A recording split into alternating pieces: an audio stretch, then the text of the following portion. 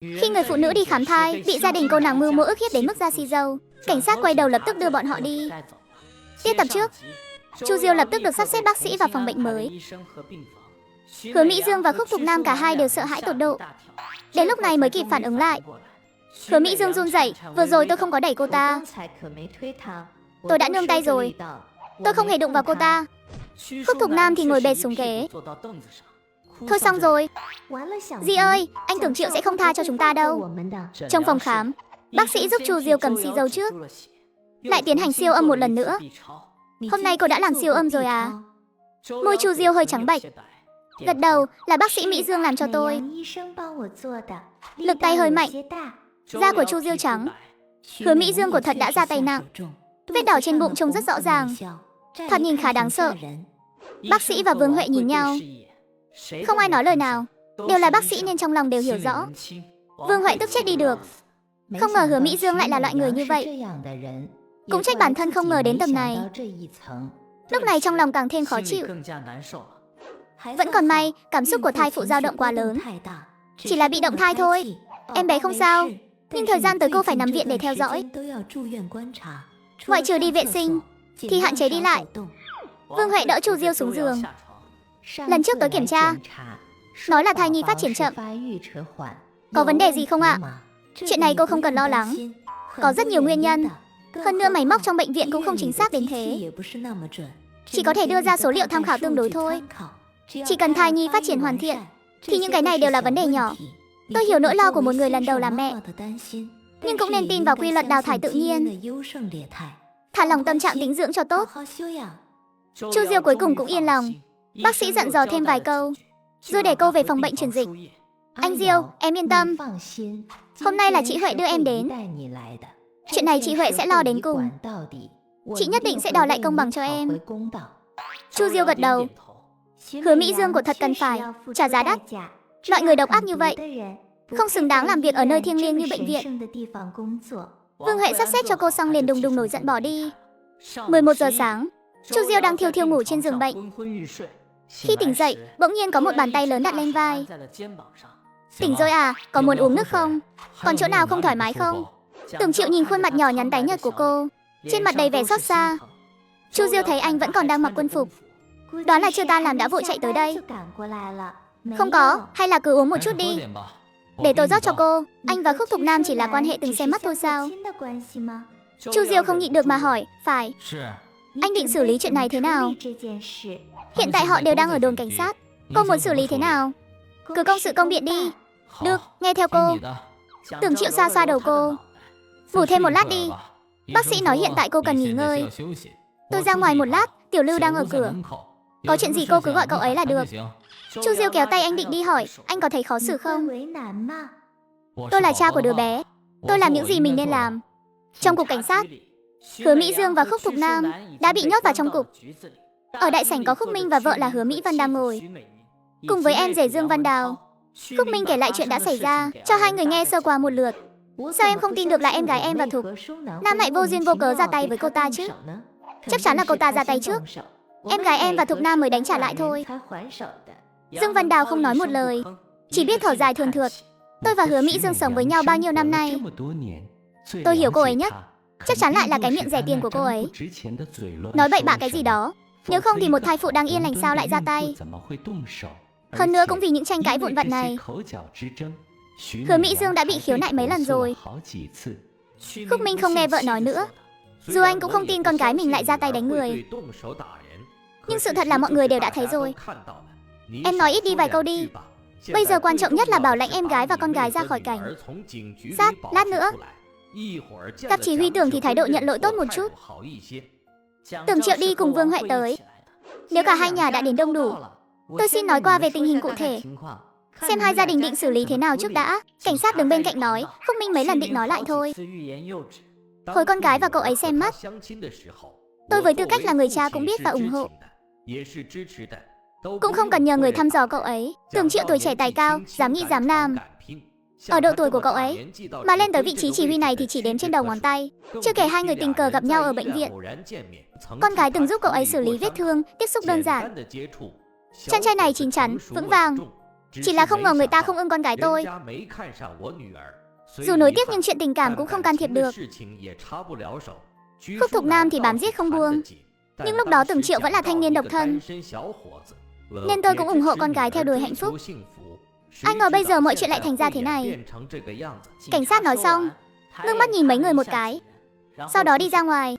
Khúc Minh mở lời trước: "Tiểu Tưởng, Vương Huệ, chuyện này là chúng tôi làm sai. Cần xin lỗi thì sẽ xin lỗi, cần bồi thường thì sẽ bồi thường. Hoặc có điều kiện gì các người cứ việc nêu ra. Chúng tôi có thể làm được gì đều sẽ làm hết. Chỉ có một yêu cầu duy nhất." Thục Nam và Hứa Mỹ Dương. Khúc Minh không nói tiếp được nữa. Hứa Mỹ Vân ở bên cạnh tiếp lời: "Coi như là các người làm phúc làm đức. Mỹ Dương và Thục Nam không thể ngồi tù được. Nếu không cả đời này coi như hủy hoại rồi." Chồng của Hứa Mỹ Dương vẫn im lặng không nói gì, nhìn những ngôi sao trên vai anh làm mắt tôi đau nhức. Bản thân chẳng thể làm được gì. Cứ làm theo quy định đi, đứng dậy rời đi. Hứa Mỹ Vân lập tức hoảng loạn, tiến lên mấy bước kéo ống tay áo anh: "Tiểu Tưởng, cậu không thể như vậy được. Thục Nam trước đây thích cậu đến nhường nào chứ? Sao cậu có thể trơ mắt nhìn Thục Nam ngồi tù? Cậu cứ xem vào mối quan hệ giữa hai đứa. Cũng không thể nhận tâm nhìn con bé vào tù mà." Vương Huệ đứng bên cạnh nghe mà nhíu mày. Tưởng Triệu gạt tay Hứa Mỹ Vân ra: "Tôi và cô ta có quan hệ gì?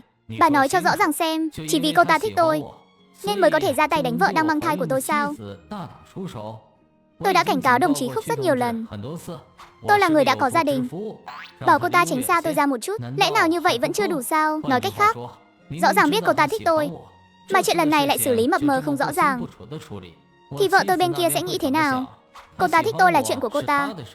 Tôi đã nói rất rõ ràng rồi, không cần thiết phải để tâm đến tâm tư của cô ta. Người tôi cần chăm sóc là vợ tôi và đứa con chưa chào đời của mình, chứ không phải là cô ta." Tưởng Triệu không muốn nói thêm lời nào nữa, xoay người rời đi.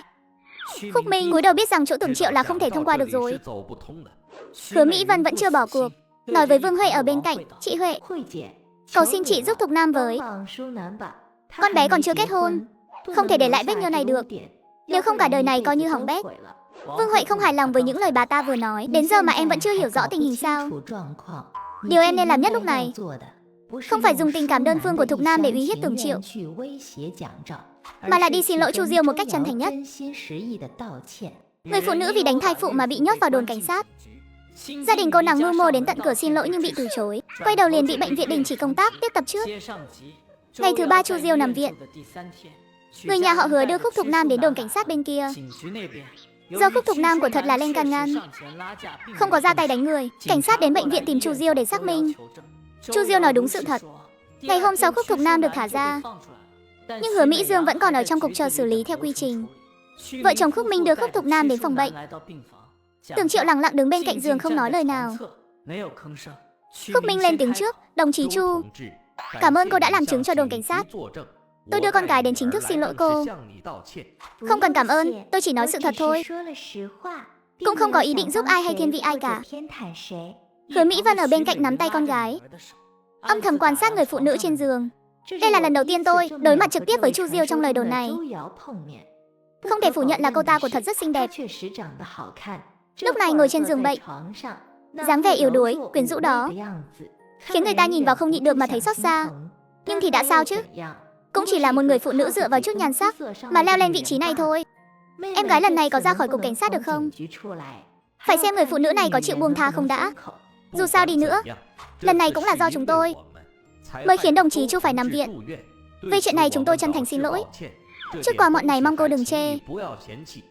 Khúc Minh vừa nói vừa đặt hộp quà xuống, lại đặt thêm một phong bao lì xì lên giường. Khúc Minh kéo nhẹ Khúc Thục Nam đằng sau một cái: "Mau nhận lỗi với đồng chí Chu đi. Hiện giờ dì vẫn còn ở trong tù, có ra được hay không còn phải xem người phụ nữ trên giường này. Dù trong lòng có bao nhiêu ý kiến đi nữa cũng chỉ có thể nhẫn nhịn." Ngước mắt nhìn Tưởng Triệu bên cạnh giường một cái, lại cúi đầu: "Đồng chí Chu, xin lỗi cô. Lúc đó tôi và dì chỉ là quá xúc động. Hy vọng cô tha lỗi cho chúng tôi. Dì tôi vẫn còn đang ở đồn cảnh sát. Có thể làm phiền cô nương tay cho một lần, để dì tôi được ra ngoài có được không?" Chu Diêu nhìn thấy bộ dạng hiện tại của cô ta trên giường. Dù mâu thuẫn lần trước Khúc Thục Nam không ra tay, nhưng tất cả cũng đều do cô ta mà ra. Từ lúc tôi mới bước chân vào đại viện, biết bao nhiêu lần Khúc Thục Nam làm khó dễ tôi, biết bao nhiêu lần khiến tôi không còn mặt mũi nào. Con người của Nhiên đều tham lam. Ngay từ đầu khi mới đến đại viện, tôi chỉ hy vọng không ly hôn với Tưởng Triệu. Đến bây giờ lại hy vọng Tưởng Triệu chỉ thuộc về một mình tôi. Tôi thừa nhận mình đã tham lam rồi. Ngày bị động thai đó không chỉ oán trách Khúc Thục Nam, mà tôi cũng không cho Tưởng Triệu sắc mặt tốt đẹp gì. Ai bảo anh ta không xử lý tốt chuyện của chính mình chứ? Nếu anh ta không xử lý tốt, thì tôi sẽ giúp anh ta một tay. Cô không cần phải xin lỗi tôi, nhưng cô nợ tôi một lời giải thích. Bởi vì cô thích một người đàn ông đã có vợ, khiến tôi và còn suýt chút nữa đã gặp chuyện. Đồng chí Khúc, tôi cần cô giải thích rõ ràng. Cô và chồng tôi rốt cuộc là có quan hệ gì? Khúc Thục Nam cắn môi, cảm thấy bản thân đã hạ mình lắm rồi. Không ngờ cô ta còn được đằng chân lên đằng đầu, muốn tôi phải công khai vạch rõ giới hạn với anh Tưởng Triệu. Khúc Thục Nam không nhịn được nữa. Tôi thích anh Tưởng Triệu thì đã sao chứ? Vốn dĩ cũng là hai chúng tôi quen biết trước mà. Nếu không phải cô đột nhiên bám lấy anh ấy, thì tôi đã kết hôn với anh Tưởng Triệu từ lâu rồi. Khúc Thục Nam, không thể nào đâu. Hai giọng nói đồng thời vang lên. Cả hai người đàn ông đều nhíu chặt lông mày. Tưởng Triệu nhíu mày là để cảnh cáo cô ta đừng có nói bậy bạ. Nếu hôm nay không nói cho rõ ràng, có lẽ tôi sẽ bị đuổi ra khỏi nhà mất. Đồng chí Khúc, mời cô đừng có nói năng sằng bậy. Bất kể tôi có gặp Chu Diêu hay không, thì cũng sẽ không có nửa điểm quan hệ gì với cô cả. Tôi thấy mình đã từ chối đủ rõ ràng rồi. Rốt cuộc tôi đã làm gì khiến cô hiểu lầm? Cô nói đi, tôi sẽ sửa. Tôi thật sự hết cách rồi. Anh Tưởng Triệu, nếu anh không thích em, vậy tại sao anh lại đi xem mắt với em? Tôi đi xem mắt với cô là vì bị lãnh đạo hối thúc, không còn cách nào khác. Và lại ngay ngày xem mắt đó, tôi đã từ chối cô một cách dứt khoát rồi. Ngày hôm đó tôi nhớ là mình đã nói rõ với cô rồi, đúng không? Nước mắt nơi đáy mắt Khúc Thục Nam cuối cùng cũng rơi xuống. Tất cả chuyện hôm nay đều là Chu Diêu cố ý. Cố ý làm cho tôi mất sạch mặt mũi. Cô ta gạt phát nước mắt, rồi chạy biến ra ngoài. Đồng chí Chu, chỉ huy Tưởng, chuyện này là Thục Nam không đúng. Tôi thay mặt con bé xin lỗi hai vị. Về chuyện của Hứa Mỹ Dương, Chu Diêu cắt ngang lời ông ta, không cần đâu. Ai phạm lỗi thì người đó xin lỗi. Còn về những chuyện khác, phía cảnh sát tự nhiên sẽ có cách xử lý. Nếu không còn chuyện gì khác, mời mọi người về cho. Hứa Mỹ Vân cuối cùng cũng tuyệt vọng, lườm người phụ nữ trên giường bệnh một cái, rồi đi ra cửa đuổi theo con gái. Khúc Minh biết rằng cô đã quyết tâm làm đúng theo pháp luật, cũng không nói thêm gì nữa, xoay người rời đi. Bác sĩ Khúc, làm ơn mang luôn đồ của mọi người về đi. Khúc Minh quay đầu lại, Tưởng Triệu, đem phong bao lì xì và hộp quà vừa rồi đưa lại cho ông ta. Vốn dĩ cũng là chúng tôi làm sai. Chẳng lẽ đồng chí Chu ngay cả những thứ này cũng không nhận sao? Tôi là người hẹp hòi lắm, sẽ không chấp nhận lời xin lỗi của các người. Cũng không muốn diễn vở kịch gươm vỡ lại lành gì đâu. Bác sĩ Khúc, ông là một người tốt, tôi cũng không phải nhắm vào ông. Làm ơn mang về đi ạ. Khúc Minh thở dài một tiếng, cầm đồ đạc rời khỏi phòng bệnh. Tưởng Triệu nhìn người phụ nữ trên giường bệnh. Chu Diêu đối diện với ánh mắt của anh nhìn tôi làm gì? Chẳng lẽ chê tôi nói lời quá nặng lời sao? Không nỡ bỏ rơi cô người yêu nhỏ đó của anh à? Tưởng Triệu bất lực lắc đầu, tổ tông của tôi ơi, vừa rồi tôi đã bày tỏ thái độ rồi mà. Sau này đừng có đem chuyện này gán lên người tôi nữa. Tôi không gánh nổi cái nồi lớn thế này đâu. Chu Diêu nằm viện hơn một tuần, đến khi xác định không sao mới về nhà. Hứa Mỹ Dương vì hành hung thai phụ bị nhốt vào cục 2 tháng và bị bệnh viện sa thải. Khúc Thục Nam cũng chẳng khá khẩm hơn là bao, tạm thời bị đình chỉ để theo dõi. Nhà họ Khúc, Khúc Thục Nam suốt ngày trốn trong phòng khóc.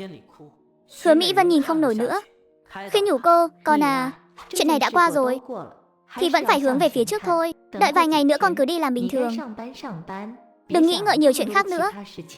Con như vậy thì còn đi làm thế nào được nữa? Mẹ đâu phải là không biết cái miệng của mấy người trong bệnh viện đâu. Không biết họ sẽ theo dệt chuyện của con sau lưng như thế nào nữa. Con sắp bằng suất đến nơi rồi. 2 ngày nay thỉnh thoảng ra ngoài, nghe thấy người ta bàn tán sau lưng mình, lòng con chỉ muốn nghĩ quẩn cho xong. Trước đây ai cũng ngưỡng mộ con có gia đình tốt, công việc tốt, bố lại là chủ nhiệm bệnh viện. Sau này gả vào nhà tử tế, con đường tương lai sẽ thuận buồm xuôi gió. Nhưng từ sau khi quen biết Tưởng Triệu, giống như bị mê muội mà đuổi theo anh ta. Mọi thứ đều thay đổi rồi. Bây giờ đừng nói là nhà tử tế, đến việc gả vào nhà môn đăng hộ đối cũng khó.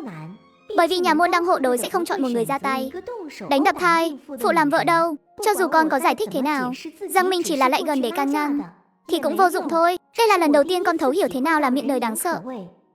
Vậy thì phải làm sao đây? Chuyện đã xảy ra rồi mà con vẫn cứ khóc. Dì của con bây giờ vẫn còn đang ngồi bóc lịch đấy thôi. Cho dù có ra ngoài thì công việc cũng mất. Tiêu rồi, công việc của con vốn dĩ đã chẳng kiếm được bao nhiêu tiền, bây giờ dì con cũng mất việc luôn rồi. Trong nhà còn 2 đứa con trai phải nuôi, ngày tháng sau này biết sống thế nào đây? Ngoại trừ vấn đề gả chồng của con gái sau này, thì chính là việc những ngày tháng sau này của em gái sẽ khó khăn nhường nào. Điều quan trọng hơn là chuyện này có liên quan mật thiết đến gia đình mình. Ước chừng nửa đời còn lại, chỉ cần em gái mở miệng nhờ chúng ta giúp đỡ, thì chúng ta cũng không thể từ chối được. Nghĩ đến đây bà lại càng thấy phiền lòng hơn. Những chuyện này đều do con mà ra cả. Bố con và mẹ đã nói với con từ lâu rồi. Tưởng Triệu cậu ta không thích con đâu. Thiên hạ thiếu gì nam nhi tốt, mà con cứ nhất quyết phải đâm đầu vào một chỗ. Bây giờ thì hay rồi, để mọi chuyện ầm ĩ ra nông nỗi này đây.